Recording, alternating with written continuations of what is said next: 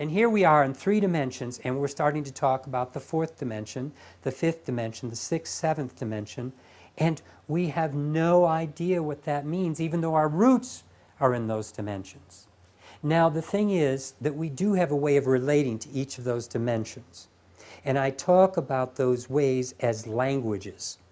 So within us, it's like in the physical dimension, the language that we relate to the physical dimension with is geometry.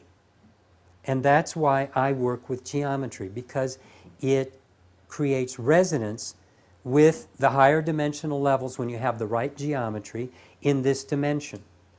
And outside, I was talking about one of the most important things that we want to create always is relationship. We want to learn relationship with other human beings, with the planet, with animals, with everything, with things we do, thoughts, ways, how do we relate, how do we create relationship. Now, the aspect of working with the pendant in some of these forms is to find ways of always bringing higher dimensional relationships into the situation, to bring that to bear, so we're able to watch ourselves. That's an amazing thing to begin with, to be able to see yourself. If you want to change, the first thing you have to be able to do is to watch yourself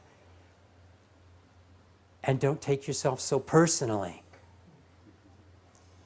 You know, you're using this body, you've developed a personality, and it's all nice, and it is good to have that warm fuzzy and be connected to it.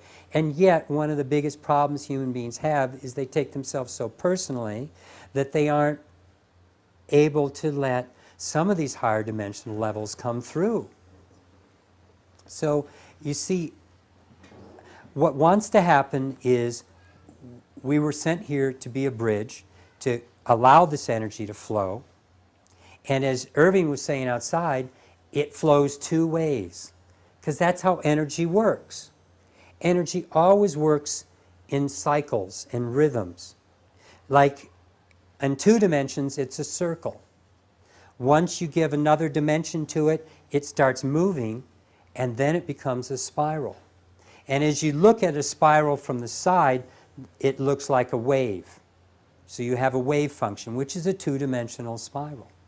So we're here, we volunteered to bring this energy through and to send energy back. It goes back too, just like the wave comes up, it goes back. Your breath goes out, it goes back. Everything moves in rhythms. That's why the road coming in here to our driveway goes like this. This is the best way to approach anything. You approach in the rhythm of energy. You approach. That's why feng shui, which springs from sacred geometry. Sacred geometry is at the roots of everything in this dimension. And so when you start discovering feng shui and working with that, you can start tracing that back to the geometries that underlie it. And so that's one reason angels hang out around us. It's like we're giving them part of their nutrition, part of their juice, part of their opportunity to grow, their opportunity to evolve and learn. And we in turn can learn from those higher dimensional beings when we're open to it, when we can hear.